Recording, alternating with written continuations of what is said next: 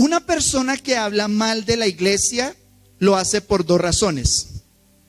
Una, no es la iglesia, o sencillamente le gusta hablar mal de sí mismo. Si usted habla mal de la iglesia, o usted no es de la iglesia, porque no le importa, porque no le interesa, porque no le duele, porque cuando hay problemas en las iglesias, bueno, sí, cayó otro, bueno, otro se fue, otro se separó, pues que se vaya. O usted es una persona que le gusta hablar mal de sí misma. Si usted se presenta y usted dice, no, pues la verdad, yo soy un desgraciado, soy un sinvergüenza, usted me viera, yo soy un ladrón de primera. Si usted se presenta así, ¿cómo cree usted que sería recibido? Pero si alguien se le presenta a usted así, ¿usted cómo le recibiría? Siga, señor ladrón, bienvenido, esta es su casa. ¿Qué se le ofrece? Espéreme aquí, voy a traer algo para que usted coma. Por eso, mis hermanos, aunque nosotros fuimos llamados a ser parte de un cuerpo, descubrimos demasiada deshonra entre nosotros como hermanos.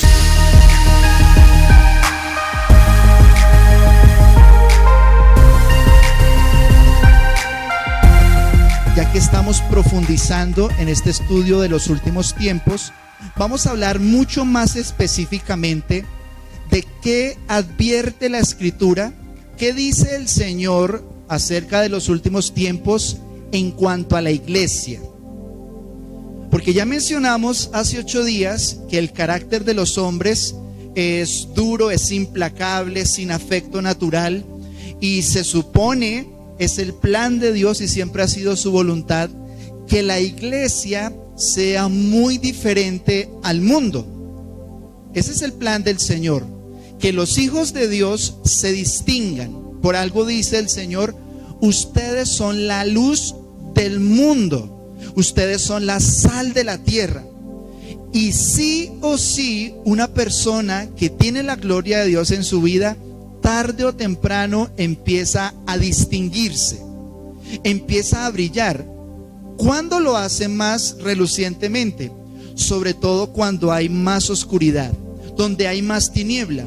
Y está escrito en lo que vimos la vez anterior, que el mundo, que los hombres de los últimos tiempos, dice el apóstol Pablo, explica, dice, son tiempos peligrosos porque vendrán hombres muy opuestos a las cosas de Dios. Dice que aman más los deleites que a Dios, etcétera. Pero hoy vamos a hablar las advertencias que hace el Señor a la iglesia en los últimos tiempos. Vamos a empezar recordando primero qué es la iglesia, cuál ha sido el propósito de Dios, cuál ha sido su plan respecto de nuestro llamado, respecto de lo que nosotros siempre hemos sido llamados a hacer. Hace parte de nuestro ADN, no podemos huir de esto, no podemos escapar de esto.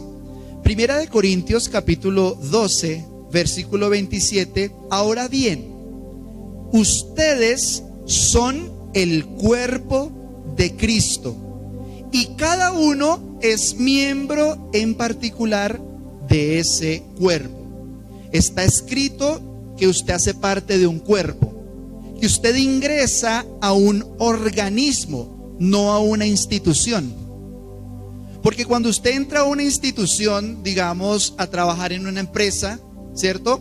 Usted está allí un tiempo, usted desempeña unas funciones, entra y sale, pero no está comprometida su existencia, sino que usted sirve un tiempo a cambio de algo y cuando se va, usted sigue su vida y la empresa funciona. Pero ¿qué dice Dios? ¿Cuál es el plan de Dios? Que usted y yo veamos nuestra pertenencia a Cristo como la pertenencia a un organismo, a un cuerpo que es altamente especificado. Si usted en su corazón se desliga de esa verdad y usted piensa que usted puede ser una persona aparte, aislada, usted está en un engaño. Dice Efesios 5:23 que Cristo es la cabeza de la iglesia, la cual es su cuerpo y Él es su Salvador. Entonces, ampliamente hemos visto, y si usted es diligente en el estudio de la palabra, usted va a descubrir que la iglesia es conocida como el cuerpo de Cristo, que es un solo organismo y del cual es Él la cabeza, pero también que la iglesia es la novia de Jesús, que espera en la puerta hasta que venga el novio para poder casarse en lo que bien es llamado en la Biblia las bodas del Cordero, donde se espera para tener un goce matrimonial, un disfrute en la intimidad. Por eso yo le quiero dar un consejo que se lo quiero regalar con mucho amor, y usted nunca hable mal de la iglesia, porque insisto, si usted habla mal de la iglesia, me está diciendo o que usted no es la iglesia o que a usted le gusta hablar mal de usted mismo. Ahora, lo que no vamos a hacer y lo que no podemos hacer es ignorar la realidad. Nosotros no hablamos mal de los consiervos, aunque hayan tropezado, aunque hayan caído. Nosotros guardamos y tratamos de hacerlo siempre, de guardar el corazón, pero no ignoramos una realidad, y es que, tal como lo advirtió el Señor, la novia de Cristo, tal como lo advirtió el Señor, el cuerpo de Cristo está muy lesionado en muchos sentidos. Y aunque hay salvación y aunque hay gloria, hay gracia para todos, la verdad es que todos tenemos un anhelo en común frente a la iglesia. Y es una iglesia que tenga un modelo más bíblico. Usted y yo anhelamos exactamente lo mismo si tenemos el Espíritu Santo. Y es ser la iglesia, ser luz, ser sal, marcar la diferencia, ser la respuesta, que cada uno de nosotros sea un milagro, porque dentro de nosotros habita un Salvador, habita alguien que es todopoderoso. Y como estamos hablando de los últimos tiempos, pues no podemos evitar algunos apuntes muy importantes que aparecen allí. Versículo 1 al 3 de Mateo 24. Cuando Jesús salió del templo y se iba, se acercaron sus discípulos para mostrarle los edificios del templo. Respondiendo él les dijo: ¿ven todo esto? De cierto les digo que no quedará aquí piedra sobre piedra que no sea derribada. Y estando él sentado en el monte de los olivos, los discípulos se le acercaron aparte, diciendo: dinos, ¿cuándo serán estas cosas? ¿Y qué señal habrá de tu venida y del fin del siglo? Miren que desde el inicio, desde la primera venida de Jesús, Él estaba advirtiendo de muchas cosas que iban a suceder en el momento de la segunda venida del Señor. Y desde el principio de la iglesia, desde los cimientos, desde los apóstoles, todos tenían claro que iba a venir un final. Todos tenían muy claro que iba a venir un tiempo de rescate combinado con un tiempo de tribulación, que iban a existir unos últimos tiempos. El Señor una y otra vez, consistentemente, ustedes lo descubren, habla del siglo presente y del siglo venidero. El siglo presente y el siglo venidero. El siglo presente y el siglo venidero. Pero decían los apóstoles: ¿cuándo? ¿Cómo va a suceder? ¿Qué señales hay? Dicen en la pregunta que están haciendo aquí los apóstoles. Y la palabra señal significa advertencia, porque la advertencia permite que uno se prepare, ¿no? Una señal tiene que decir: curva peligrosa, y hay una flechita hacia la izquierda y otra y otra. Entonces usted no ha pasado por la curva, pero usted baja la velocidad. ¿Por qué? Porque si usted va con el mismo ritmo y dirección que lo venía haciendo, se va a salir del camino. Entonces las señales de los últimos tiempos nos ayudan como una advertencia para frenar, para bajar la velocidad, para recalcular el rumbo que está tomando nuestra vida. Pero las señales también nos ubican y nos dicen: ya casi estamos llegando. Entonces uno va para Cali, quedan 50 kilómetros, faltan 30 kilómetros, 10 kilómetros, hasta que dice: llegaste.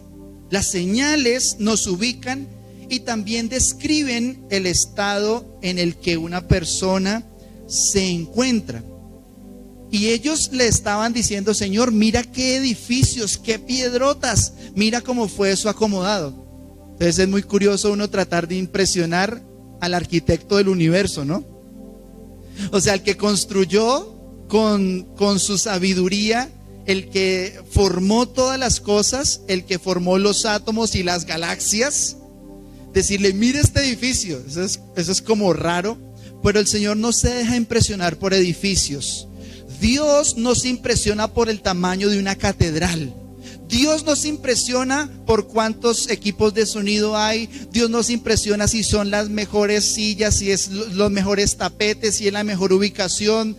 Dios no se deja impresionar que si hay luces, que si hay humo. Nada de eso impresiona al que hizo todas las cosas.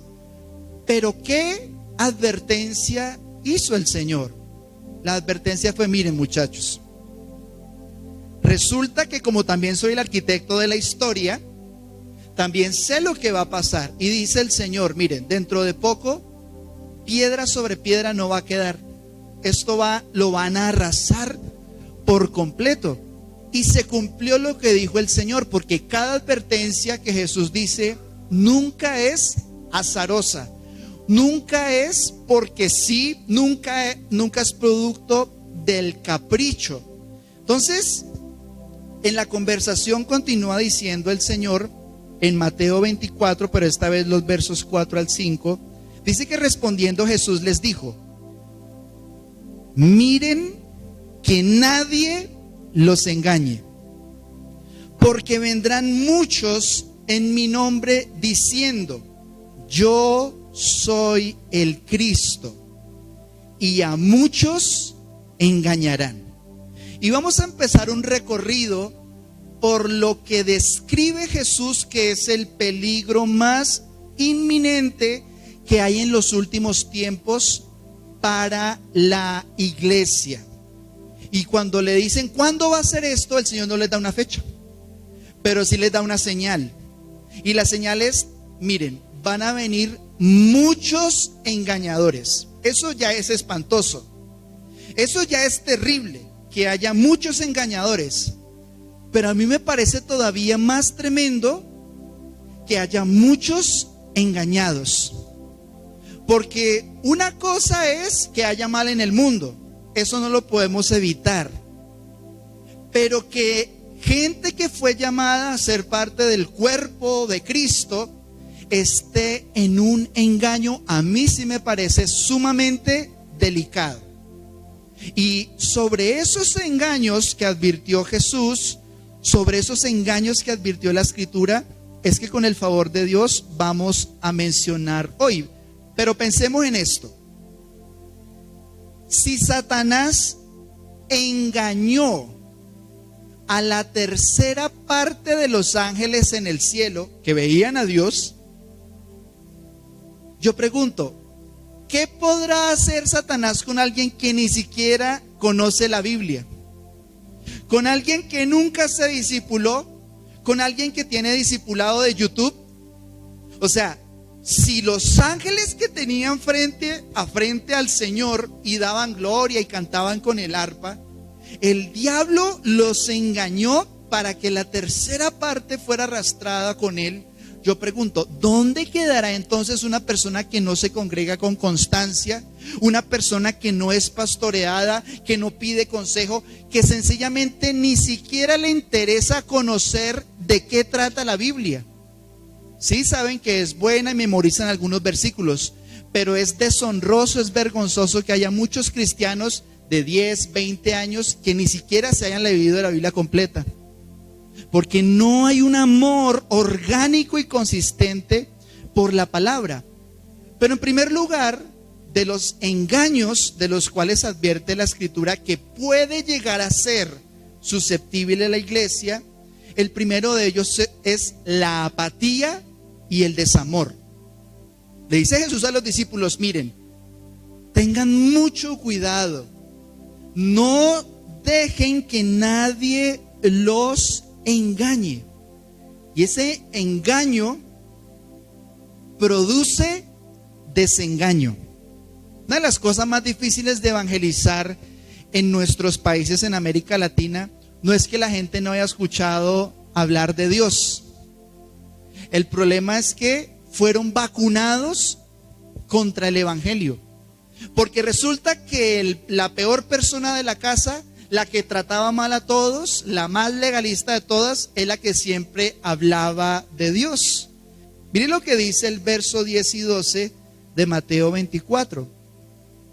Muchos tropezarán entonces y se entregarán unos a otros, y unos a otros se aborrecerán, y muchos falsos profetas se levantarán y engañarán a muchos, y por haberse multiplicado la maldad, el amor de muchos se enfriará.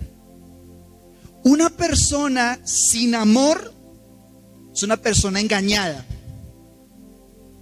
Y dice este pasaje algo muy fuerte. Dice que unos a otros se entregarán, se aborrecerán. Hace menos de un mes estuve acompañando una persona cristiana que fue demandada por otra persona que también era cristiana. Una de las consecuencias de ese engaño también es la alta deserción. La altísima deserción que uno puede percibir hoy por hoy, que hace parte también de esa advertencia que hizo Jesús y de ese engaño. Y es que la deserción es cuando desertar, es cuando una persona tenía una visión, hacía parte de un cuerpo, de un organismo, y sencillamente encuentra en su interior razones suficientes para abandonar. Y en gran medida es porque el cristianismo se entendió desafortunadamente como algo más social que espiritual. Entonces, para muchas personas las iglesias deberían ser clubes donde todos somos amigos, jugamos y nos divertimos, y entonces si aquí me caen bien, aquí me quedo, y si aquí no me caen bien, pues aquí no me quedo.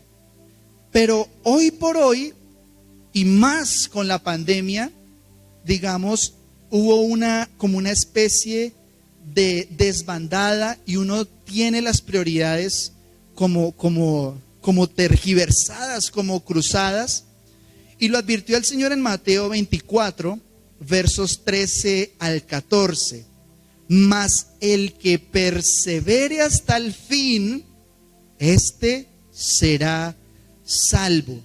La manera más correcta, más precisa de interpretarlo, no de leerlo, sino de interpretarlo, es decir, el que es salvo es el que puede perseverar hasta el fin. Y dice: y será predicado este evangelio del reino en todo el mundo para testimonio a las naciones, y entonces vendrá el fin. Hebreos 10, 37 al 39 también nos habla un poco de la altísima deserción. Y dice: porque aún un poquito, y el que ha de venir, dígalo conmigo, vendrá. Y no tardará, mas el justo vivirá por fe. Y si retrocediere, no agradará a mi alma. Y mire lo bonito de ser iglesia. Dice aquí el escritor de Hebreos lo mismo que debería ser nuestro himno de permanencia. Pero nosotros, aunque hay muchos que no viven por fe, que vuelven atrás, pero nosotros no somos de los que retroceden para perdición, sino de los que tienen fe para preservación del alma. Estos engaños de los que hemos venido hablando traen como resultado algo que a mí me parece que debería ser muy alarmante a nivel general como iglesia, y es que no hay un relevo generacional que a nuestros ojos humanamente hablando, sea algo esperanzador. El relevo generacional tiene que ver con que vengan otras personas más jóvenes replicando, repitiendo, preparándose, aprendiendo para traer un relevo, ¿sí? En el que los mayores, los que se van cansando, los pastores más viejitos, los cristianos que ya están en otro plan, cerca del retiro, y siguen animando y siguen allí.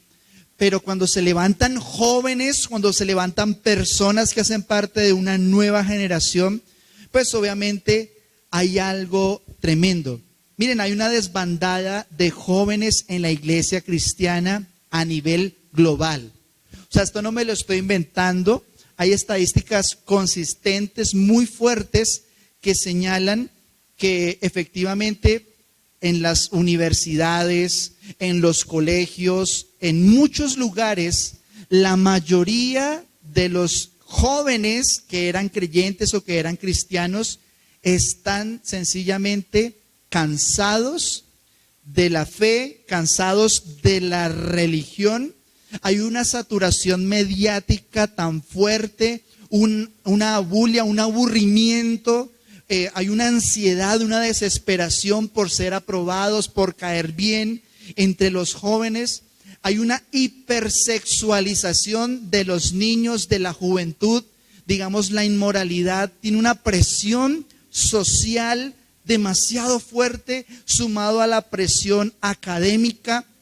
Y es muy tremendo cómo todo eso incluso ha lesionado a los hijos de creyentes, hijos de personas que le sirven al Señor, y uno descubre cómo antes, digamos, el hijo del pastor se preparaba y sentía también ese llamado, y muchos hicieron parte de una segunda, de una tercera hasta cuarta generación de pastores, los que más. Pero hay una altísima, mis hermanos, altísima deserción, porque la iglesia es muy aburrida, porque no me gusta cómo hablan, lo que dicen, no se parece en nada en lo que yo veo todo el tiempo en internet. Necesito más estimulación, necesito más información. Además, mis amigos me presionan y es muy fuerte. Yo solo estoy dando unas pinceladas de lo que sus hijos tienen que vivir todos los días. Antes estaba de moda ser cristiano. Entonces no faltaba uno tener amigos cristianos, y solamente por esa moda que había de ir y de saltar y de cantar y de vivir allí. Pero hoy está de moda combatir la autoridad, ir en contra del sistema, ser el irreverente, y pues ustedes saben más que yo, ¿sí? De cómo es el panorama, pero es una advertencia que hace el Señor. Dice, pilas, porque muchos serán engañados. Otro de esos engaños, o más bien una de las causas de toda esta debacle que advierte el Señor que iba a suceder en los últimos tiempos, tiene que ver con abandonar el modelo original de lo que Dios planeó. Cuando hay un abandono del modelo original, digamos, uno concluye que puede llevar el cristianismo como uno quiere. Pues a mí me parece que yo debo vivir así, me parece que yo puedo llevar la fe de esta manera, y cada quien lleva una vida, digamos, en Cristo como bien le parece, pero no como nos llama a hacerlo la Escritura, ni guiados por el Espíritu Santo, sino guiados más bien por fórmulas humanas, por fórmulas que resultan nocivas para el crecimiento, para el desempeño de la iglesia. Y yo les digo esto como pastor, porque joven fui, dijo el salmista, joven fui, ¿sí? Y yo desde mis 20, desde mis 21 años, empecé a amar a la iglesia y ya voy para los 40. ¿Sí? Ya casi llego a la mitad de mi vida, pero la daría toda. Porque de verdad estoy seguro de que esto es la respuesta, de que la iglesia tiene que ver con crecer en Cristo, con unirnos a Él. Y yo confío en el Señor, que se levanta una nueva generación de jóvenes y de adultos, de gente que no tiene temor, que están dispuestos a marcar la diferencia en donde sea que nos encontremos. Pero advierte el Señor cuál debe ser nuestra actitud frente a esto que estamos hablando. Efesios 5:11 lo advierte: no participen en las obras infructuosas de las tinieblas, sino más bien, ¿qué dice? ¿Qué es reprender? La Escritura consistentemente nos dice que debemos apartarnos del mal, pero yo encuentro también que dentro del modelo bíblico es importante reprender lo que no está bien. Yo aplaudo que hoy por hoy la iglesia cristiana tiene un mejor enfoque respecto de Jesús, porque ya no es pilas con el diablo, sino miren, aquí está la luz que ya destrozó la obra del diablo. Miren a Cristo que derrotó al enemigo. Miren a Jesús que es nuestra victoria, que es nuestra salvación. Pero la cultura de la cancelación no permite que uno denuncie. Si digamos en algún momento uno llega a decir alguna cosa en video, inmediatamente va a salir la noticia: tal pastor dijo tal cosa, y se vuelve uno famoso, no por consistentemente intentar hacer las cosas bien por años, sino por una frase que dijo, por un comentario que hizo que tal vez estaba mal o tal vez no.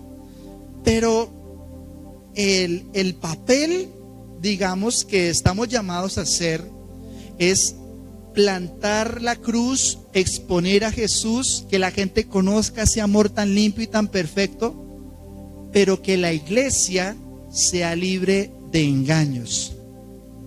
Por eso nosotros somos llamados a ser diferentes, mis hermanos. Yo les animo a ustedes a que recordemos quiénes somos. Nosotros somos el pueblo de Dios. Nosotros no solamente fuimos salvados como individuos, para que cada uno esté aparte. Digamos, hoy por hoy pues todo es individualismo. Cada quien vive su vida como quiere. Conmigo no se metan, si se meten conmigo me ofendo. No me pegue papá porque lo demando.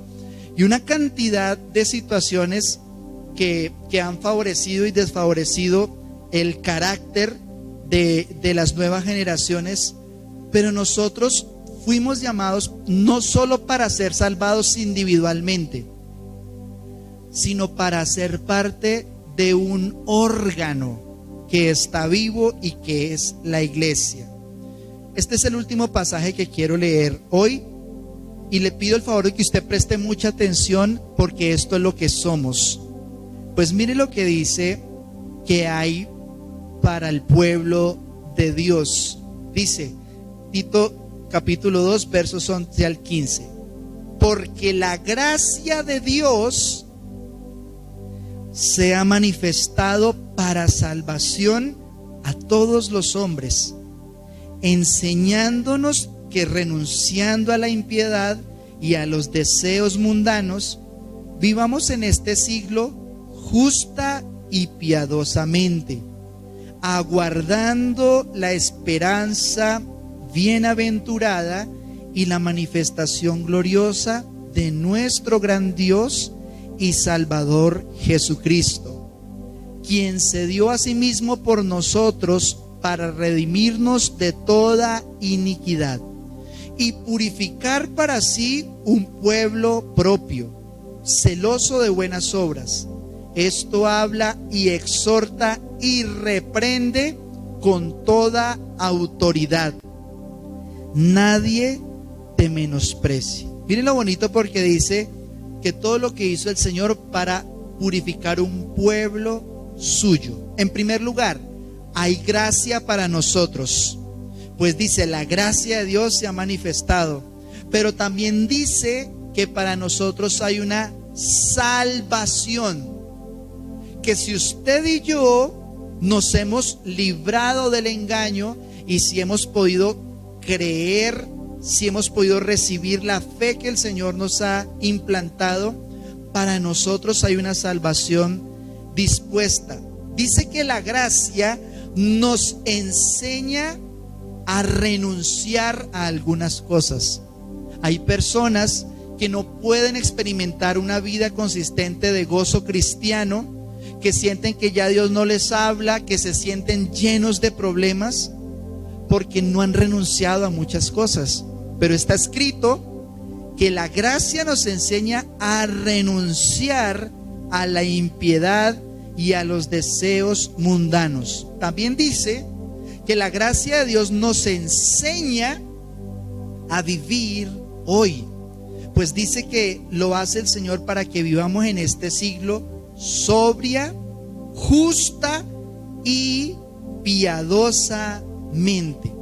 Pero también dice que nos enseña a vivir con esperanza, pues dice, aguardando la esperanza bienaventurada y la manifestación gloriosa. Sabemos que el Señor viene pronto, que espera que su novia, que es la iglesia, esté sin arruga y sin mancha, porque ya fue lavada por su sangre. Pues también la gracia nos enseña a vivir libres del pecado. Amén. Gracias. Dice, quien se dio a sí mismo por nosotros para redimirnos de toda iniquidad. Eso significa que el Señor perdona todos nuestros pecados, cubrió todas nuestras culpas, y por su Espíritu Santo en nosotros nos trae a vivir libres del pecado. Pero también dice que es la gracia de Dios la que nos enseña a ser familia. Pues dice, purificar para sí un pueblo propio, celoso de buenas obras. Para esto vino el Señor, no solo para ser salvos individualmente, sino para aprender a ser familia. Yo les invito, mis hermanos, para que recordemos que nosotros le pertenecemos a Cristo, que nosotros somos de Jesús, que fuimos comprados por su sangre, y que por su sangre, por su amor, por su gracia, estamos llamados a vivir lejos de los engaños que están sobre el mundo, que están sobre la sociedad. Yo le animo a que usted se goce en esta verdad, que usted se anime en el Señor, porque tenemos un Señor y tenemos un Salvador, cuyo nombre es Jesús. Pues somos pueblo que le pertenece a Él. Amén.